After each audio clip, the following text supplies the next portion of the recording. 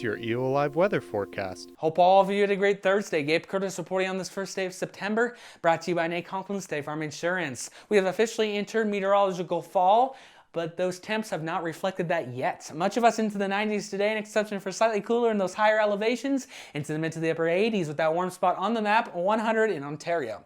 Heading out the door to this evening into the Grand, we're starting to see some of that wildfire haze spill into our valley. I'm expecting that to be on a gradual increase overnight tonight, but not as extreme as Ontario.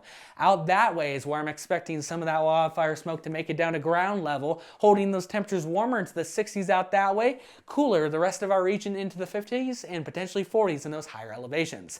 Heading into the day tomorrow, that ground level smoke around Ontario will move into at least parts of the northern blues and will allow us, meaning most locations east of I-84 will stay the coolest across the board, but still really hot for this time of year. So we are under a heat advisory with mid to the upper 90s expected out towards the east, warmer out towards the west into the lower to mid 100s where I'm expecting less of that haze, where we are under a red flag warning where we're going to be seeing the highest fire risk compared to the remainder of our region.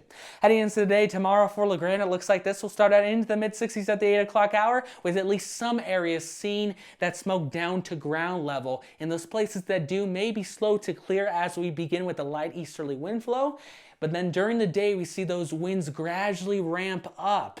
Depending on when we see more of that clearer air move on in, we may or may not hit 100 degrees tomorrow, but what I can tell you is by the evening hours, those east winds gust up to 30 miles per hour in spots, clearing out most of that haze completely overnight as we drop those temperatures into the mid to the upper 50s as we see increasing cloud cover, producing a slight chance to see an isolated shower or thunderstorm in the morning before clearing in the afternoon with those temperatures cooler into the 80s on Saturday. As we head in my 7-day forecast, I'm expecting abundantly clear conditions through Labor Day and into early next week as those highs remain above average into the upper 80s to lower 90s and lows dropping into the upper 40s. But it's not until late Tuesday, early Wednesday, we start to see some scattered clouds in the mix begin the start of that cooler air. But it's not till Thursday we drop all the way down into the 70s with lows at night right around 40 as we start to see some more clouds in the mix producing a slight chance for showers. This has been Gabe Curtis, bringing the most accurate forecasting you can get here in Eastern Oregon. Thank you to the folks down at Conklin Insurance for sponsoring this weathercast, and I will be back tomorrow.